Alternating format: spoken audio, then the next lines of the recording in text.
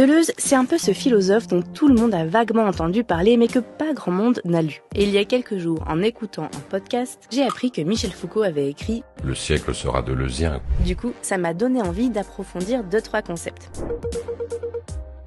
Dans les années 60-70, Deleuze a bouleversé la philo en la transformant en sorte de boîte à outils pour tous. Traditionnellement, la philo était utilisée pour trouver des sortes de vérités éternelles. Par exemple, en classant les choses, l'être, le non-être, le vrai, le faux, etc., etc.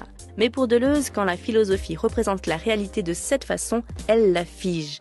Et ça ne va pas du tout, parce que ça limite la pensée, alors qu'il faudrait l'ouvrir en privilégiant la création d'idées nouvelles. Pour Deleuze, c'est possible grâce à des concepts. La machine désirante, le devenir animal, le corps sans organes, la philosophie est l'art de former, d'inventer, de fabriquer des concepts. Ces concepts sont des outils qui permettent de penser différemment, de s'affranchir des modèles dominants. Et donc un peu essayer de tailler, comme on le ferait avec un burin, qui en tapant tout d'un coup révélerait une sorte de forme qu'on n'avait jamais vue. Non seulement il a ouvert de nouvelles possibilités de réflexion, mais en plus il a étudié les grands philosophes et publié des livres sur eux qui éclairent différemment leurs pensées. Ça, c'est pour ce qui concerne son regard sur la philosophie. Concernant les concepts qu'il a inventés, il y en a un en particulier qui m'a toujours interpellée, c'est celui de machine désirante.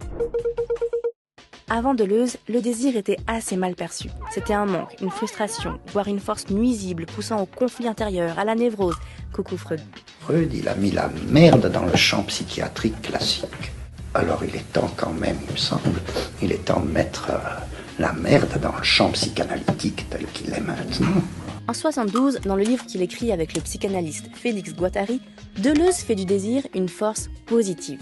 D'où le concept de machine désirante, car le désir produit des connexions entre des éléments. Je désire partir en vacances en Islande, pour tout un tas de raisons. Le fait que j'ai bénéficié de congés payés, que partir en voyage est bien vu dans mon entourage, que j'ai déjà vu des images de ce pays qui est à la mode, que j'ai envie de nature depuis les années Covid, etc., etc., etc.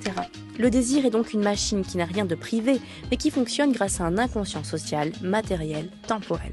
Et c'est ça justement qui est positif, car le désir crée, il agit, il transforme, il est émancipateur individuellement et collectivement. Les mouvements sociaux, les révolutions, les innovations artistiques ou scientifiques sont des désirs collectifs qui permettent une infinité de créations et de transformations. D'ailleurs, autre concept chez Deleuze, le désir, entre autres, pousse à la transformation, au changement, au devenir. Pour lui, il n'y a pas d'identité figée, bien au contraire, il n'y a que des échanges, des transformations. Il faut donc dépasser les oppositions binaires, comme par exemple homme, femme, humain, animal, grâce pour ce dernier au concept de devenir animal. Alors non, ça ne veut pas dire devenir vraiment un animal, mais plutôt s'inspirer de l'animalité, se laisser contaminer par elle, pour sortir de son identité fermée.